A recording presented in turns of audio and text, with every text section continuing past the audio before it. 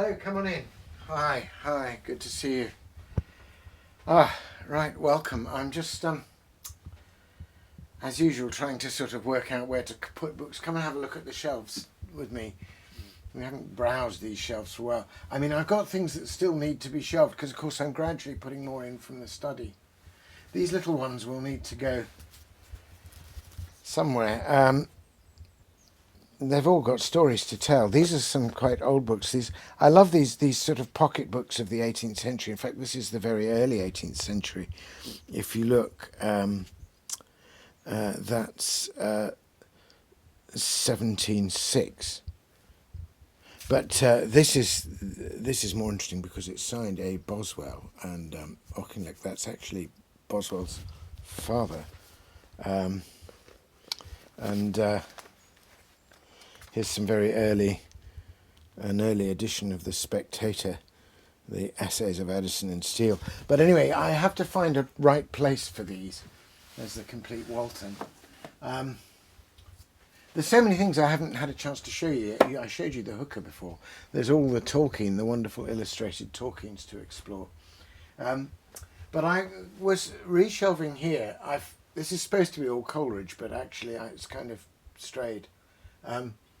And I suddenly found, again, bringing it back from college, that I had an edition of Lamb's works, which is particularly lovely, and I think I can conjecture a bit of a story for it. So it shouldn't really be here with the Coleridge, although, of course, Coleridge should in one way, because Coleridge and Lamb were great friends.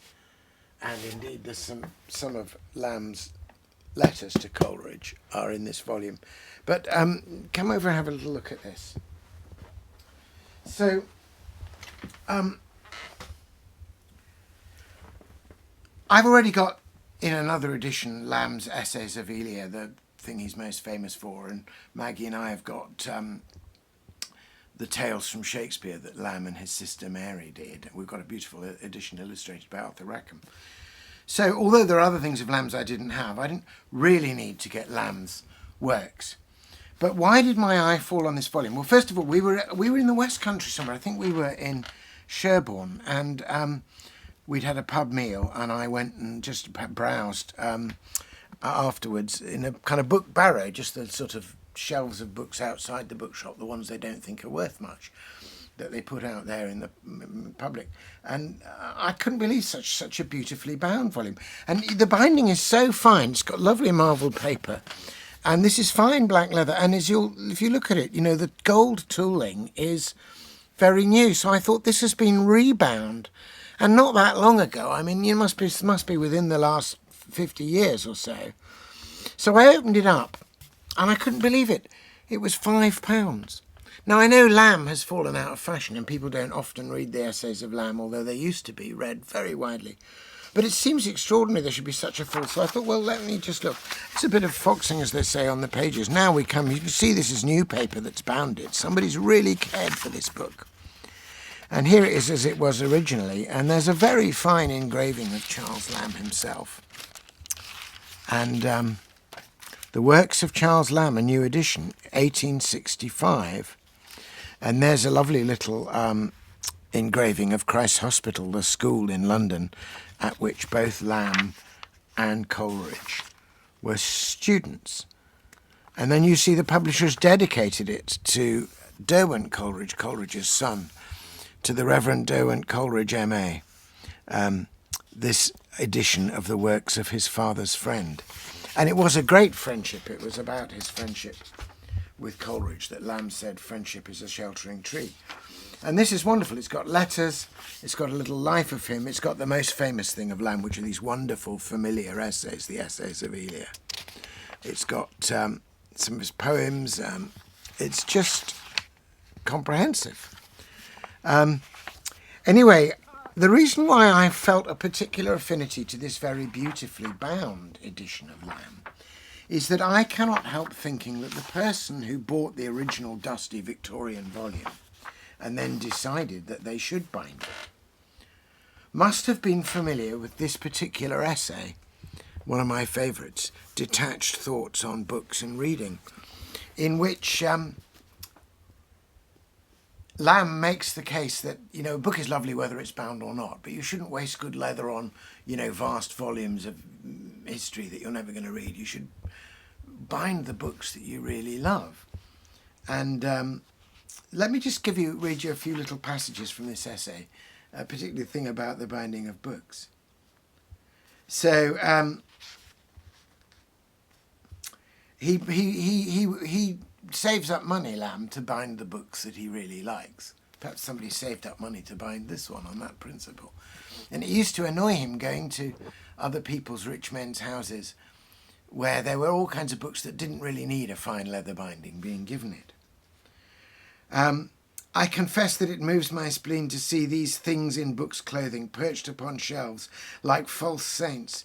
He's talking about, almanacs and multiple volumes of Hume or Gibbon. Like false saints, usurpers of true shrines, intruders into the sanctuary, thrusting out the legitimate occupants. To reach down a well-bound semblance of a volume and hope it some kind of kind-hearted playbook, and then opening what seem its leaves to come upon a withering population essay, to expect a Steele or a Farquhar and find Adam Smith, to view a very well-arranged assortment of block-headed encyclopedias set out in an array of Russia and Morocco, that's kinds of leather, when a tithe of that good leather would comfortably reclothe my shivering folios. I love that idea. Why are these bindings being wasted on books no one wants to read when they could be really employed on something? And I think somebody's taken that to heart.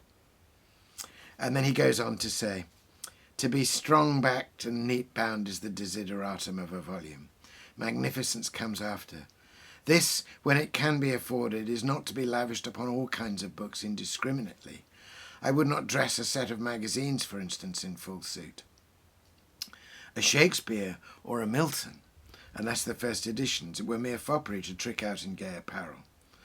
But then he goes on to say that it's the particular ones that you love and return to again and again that you want to have well bound. And the essay goes on to describe the particular books he loves and likes and how much they've been to him and how he feels a kind of kinship with others when they read.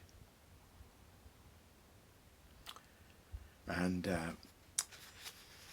he also has another essay in this same book about borrowing books and how hard it is when lots of people have borrowed your books to look at the gaps on your shelves. But that sometimes if you lend the book to somebody who really reads it well, it comes back enriched with their comments, and he's specifically referring, of course, to Coleridge there, who often borrowed books from Lamb and sent them back with wonderful annotations. So considering Lamb's